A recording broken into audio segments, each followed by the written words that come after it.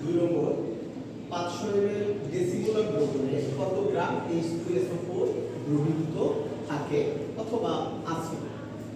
500 ml decimolar দ্রবণ বলতে দ্রবণের ঘনমাত্রা 0.1, আয়তন V 500 ml, H2SO4 এর আণবিক ভর 98, কত গ্রাম দ্রবীভূত থাকে, অর্থাৎ আমাকে গ্রাম এককে ভর W এর মান বের করতে বলা হয়েছে। তার সাধারণত আমরা সূত্র জানি W ইকুয়াল SMV ডিভাইডেড 1000। এখানে ঘনমাত্রা S ইকুয়াল ডেসিমোলার যেহেতু ঘনমাত্রা হবে 0.1 m, আয়তন V ইকুয়াল 500 ml,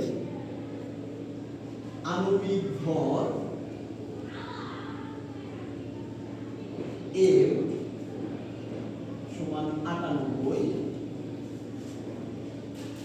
ভর W ইকুয়াল তাহলে S 0.1 into M 98 V 500 divided